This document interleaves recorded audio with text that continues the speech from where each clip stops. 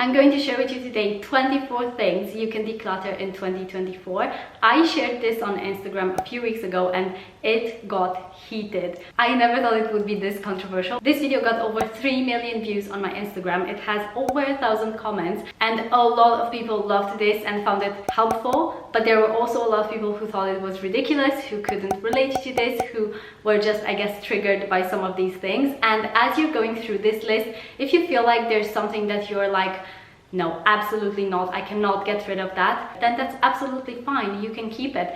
I think we all have different things that mean a lot to us. And so if you feel like, oh, she's talking about books, I absolutely love my books, I can't get rid of them, then that's fine for you, right? It works for you. You can absolutely keep your books.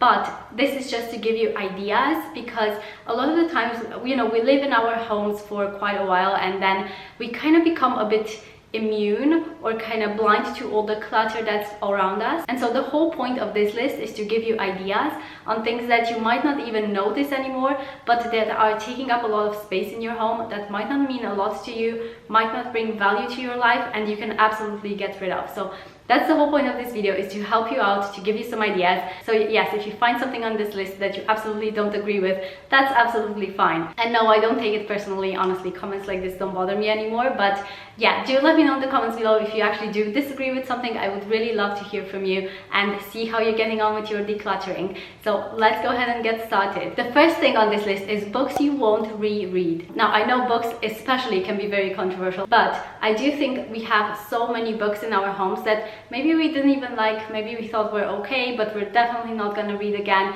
And you can absolutely get rid of those, right? There's no point in keeping them. If you've got a book that you absolutely loved and maybe you want to share it with your friends, or maybe you just want to keep it because you loved it, maybe you want to browse through it again, or maybe it's a personal development book that you want to kind of reference back. I know I have those, like Atomic Habits, for example. I'm keeping that because I know I want to look through it again. But I bet you have loads of books that you actually probably don't really like, or you don't really want to read anymore. So that's one thing you can let go of, and it can free up a lot of space in your home. And what I use for decluttering books is you can either sell them on Vinted or another marketplace, but for me, I like to use Zipit because it's just quick and easy. You put all the books you don't want anymore in a box and they come and collect it, and you get a little bit of money for it. It's not a lot, but you know, it can add up, right? I'll link down below my Zipit code, which I believe gives you a bit of an extra money for your books. This is not sponsored, by the way, but that's just what I use. Number 2 is also books, but it's kids' books that they have outgrown. I know my 6-year-old had loads of books that he wasn't reading anymore because they were like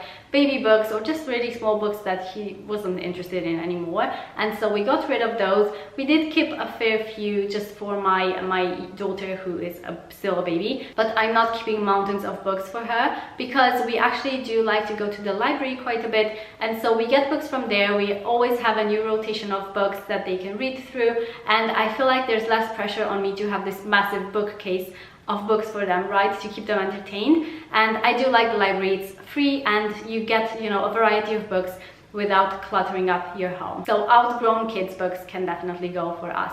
Number 3 is unused kitchen gadgets. I bet you have loads of little like kitchen accessories or appliances or little things like that that you probably don't use anymore, and they get stuffed in drawers. I know I used to have things like that, like all these random little things that I didn't even know what were for anymore, like lids. I didn't have this, but I know this is a thing, like those banana holders or avocado holders or whatever it might be. So yeah, if you're using them, obviously keep them, but if it's something you don't use but you just have in there, then maybe it might be a good time to let it go. Number 4, I never expected this to be controversial. I thought this would be quite a chill one, but this is extra spatulas. I found it so funny that people disagreed with this. You know, depending on the amount of spatulas that you have in your kitchen, you might just have the ones that you actually need, but there's only so many dishes you're probably cooking at once, right? So you don't need all of those spatulas probably. And yes, they do have different purposes, but I bet there are some that you're not using and that are just like sitting in a drawer and taking up space. So, you know, have a look through, see if there are any you don't really need anymore, and then maybe you can let them go and make some extra space in that drawer. Number 5 is coats you haven't used this autumn winter. This applies to me as well. I actually have to go through my wardrobe because I know I have some coats in there that I think are cute, but I haven't worn, and that's probably for a reason, so I can probably let those go. So yeah, definitely need to take my own advice on this. Number 6 is shoes. I promise you, you don't need 30 or 40 or 50 pairs. And this is something I learned too. Honestly, I had so many shoes and I'm still kind of paring them down because I don't want to have as many shoes. They take up so much space. I think if we're really honest with ourselves, we probably have a rotation of like 10 shoes that we use like on a regular basis, maybe not even that. Maybe you have 3 or 4 pairs of shoes that you gravitate towards like on a daily basis, and then all the other ones are just there in case you need them, right? And I'm not talking about like dressy shoes or sandals for summer. I mean the ones that you wear right now, like, you know, trainers or boots or whatever your season might be at the moment. Number 7 is handbags. If you haven't used a handbag in the past year, you probably don't need it. For me at the moment, I'm actually only using one bag, which is like a nappy bag, you know, a big backpack where I can put all the things for my baby in. But yeah, I have found I definitely do not need a different handbag for every single outfit in every single color. Obviously, if handbags are your thing, keep them. But for me, I find that if I have something like a brown or a black, can go with pretty much any outfit that I wear. And yeah, I'm perfectly fine with that. Number 8 is one that people actually loved. This is a plastic bag of bags. Now, hands up if you've ever had one of these, or if you currently have one, leave that in the comments below. I know I used to have this big plastic bag full of plastic bags. I never really used them. Like, I would always just take my reusable bag with me to the shops because it's more sturdy, it fits more. But yeah, why do we do that? Why do we accumulate so much?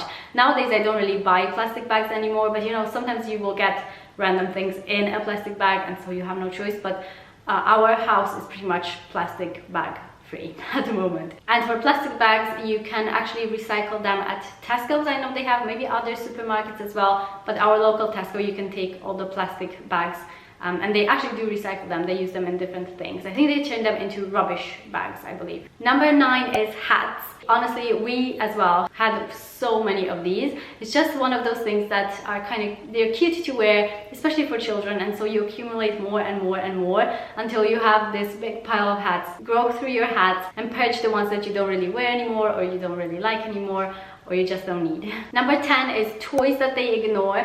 I know you have that in your house. I still have that. I kind of have to go through them constantly, through the toys, and think about, you know, is this something they actually play with, or is this something they just chuck out of the basket because it's there but they don't really care about anymore? And so those are all toys that you can easily get rid of. And if you're not sure about these things, especially when it's kids things, then maybe you can have a box that's like a decide later box, right? So you can put all of those toys in there, put them in storage, like if you have a loft or a garage or a shed, whatever it might be. And then in a few months time, if your kids haven't asked for any of those toys, then that's a good sign that you can easily donate those. I did that multiple times with toys and honestly, they haven't even noticed. 11 is skincare that you don't love. Skincare, and I think, you know, beauty items as well. Those are things that are so easy to accumulate because you go in the shops, like I know I go in Boots and everything's like, it looks so pretty on there and you just feel like buying more and more because they have all these beautiful promises, right? Making your skin look perfect, getting wrinkles to go away, stuff like that. And so we accumulate so much skincare, and I have actually found that since I've simplified my skincare, my skin looks so much better and it feels so much better too. I think because I was just testing all of these products on myself and constantly changing them. That was actually doing me a disservice. And so finding a few staples that I stick to and is just part of my routine, that has actually helped a lot. Number 12 is mugs. And again, you probably don't need 30 mugs in your cupboard, and they're probably taking up a lot more space than you might think. I know I used to have this big cupboard full of different kinds of mugs for different purposes. Nowadays, I think we have about 10-ish, I would have to count them, but I think 10-ish mugs, and that's plenty for us. We often think we need more because then, you know, if some are in the wash, I can grab a new one. But if you have more, then it's easier to have a pile of dishes around your sink because obviously you're just gonna go for a new one rather than wash the old one. But getting in the habit of washing them more often or just putting them in the dishwasher more often is actually what's going to help your kitchen not be so, you know, overwhelmed by clutter all the time and by dirty dishes. Number 13 is extra tumblers and different cups like that, like travel cups. I know we had so many of those, like water. How many water cups does one person need? So we have one travel bottle like for water for each of us, and that's about it. And we have one of those like insulated ones for hot drinks like coffee, tea, whatever, and That's about it. Number 14 is decor that you don't love. Sometimes we have pieces of decor that we've bought years ago, or maybe we have a bit of sentimental value to them, but most often than not we have around our homes a lot of things that we actually are not really fond of, but we're keeping them because they're there. And did you know that visual clutter is an actual thing? When you look around the room, if there's a lot of things that catch your eye, it actually stimulates your brain and it makes it feel more stressed and more overwhelmed. Obviously it depends on the person, everybody reacts in a bit of a different way to this kind of thing, but for me visual clutter is definitely something that affects me a lot, and so I try to keep my home minimal, and that's just what feels relaxing to me. And decor is definitely one of those things that can, you know, make a room look more cluttered. Even if it's all tidied, it can still make it look like it's not quite, you know, finished tidying, if you know what I mean. And the next one is decor that you have stored away. If you have decor that's in storage boxes, you probably don't need it, right? Because if you're not using it, and I have actually found a few vases myself that I was like, why was I keeping these in storage? Or a picture frame. Like, if I don't have a place for it in my house and I don't really love it enough to put it up, then I can let it go. Number 16 is extra throws, blankets, things like that. We used to have so many more of these on the beds, on the sofa. It's one of those things that the kids love to just throw on the floor. Nowadays we have 2 blankets downstairs and we have a couple maybe upstairs in the bedrooms, but that's about it. Number 17 is overflow pillows that you might have, or like cushions. And this is something that we definitely used to have a lot more. We only keep a fair few. Like, I still love decor pillows, and I feel like they do add a little bit of texture and they add a little bit more something to the room. So I love keeping them, but not a lot of them. And it helps with tidying up, making your bed, things like that are just so much easier. Next up, it's old cables, and especially the ones that you don't even know what they're for. Number 19 is old phones or gadgets, things like that that we sometimes have in storage or we have thrown around in our shed or garage. And if you're not using it, what's the point of keeping it? And I know some people think, well, I might fix it someday, or I might need the parts for it someday. But if you're just keeping it, it's just going to deteriorate. And if you haven't really done that yet, if you haven't fixed it yet, or if you haven't used it yet, you probably don't need it. And you can easily recycle it, maybe sometimes get a bit of money back for it. And yeah, if you do need a certain part for something one day, it's so easy to go and buy it, right? And it's probably not that expensive. Number 20 is too many bedding sets. We definitely had way more bedding sets than we needed. Now we have 2 for each bed. So we have one that's in use, like on the bed, and then 1 spare. And that's it. So we have 2 for our bed, 2 for my son's bed, and then for the crib we have just 2 sheets because that's all she needs. And obviously my baby's got like a sleeping bag, so she's got 2 sleeping bags. But yeah, that's about it. And another thing is too many towels. This was definitely like, our linen cupboard was overflowing with towels that we weren't even using. They were just stored there, and we were using the same like few towels over and over again. Now we have 2 per person, and that's about it. And honestly, our linen cupboard looks the best it's ever looked. And that's not because I have this amazing organizational system. It's simply a basket in there and the towels just folded up, and that's about it.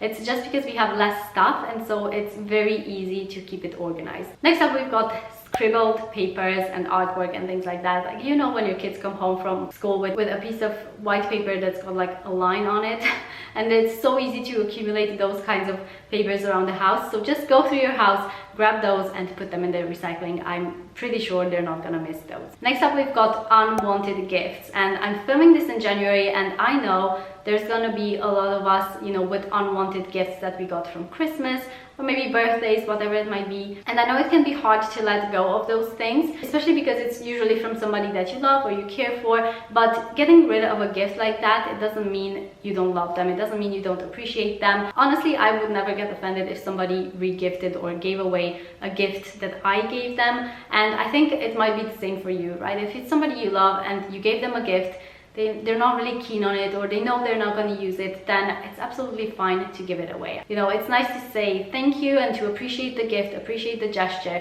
but then what we do with the gift after, it's up to you, right? And then number 24 is cardboard boxes. I know we used to keep cardboard boxes for, you know, all of these things that we buy, because you would think, oh, maybe I want to store it one day in that box, or maybe I want to give it away in that box, or maybe whatever reason we have in our heads, right? But they can take up so much space, and they can clutter up your garage or wherever place you have that you just shop them in. And honestly, just recycle them. You don't need so many cardboard boxes, and usually we have a lot of influx of cardboard boxes coming in anyway, right, from Amazon parcels or whatever we order, and so you don't need to keep all of those boxes. Yes, I hope this list was helpful and gave you some ideas. Let me know what things you agree with, you don't agree with. I would really love to hear from you in the comments. And yeah, happy decluttering, and I'll see you in my next video.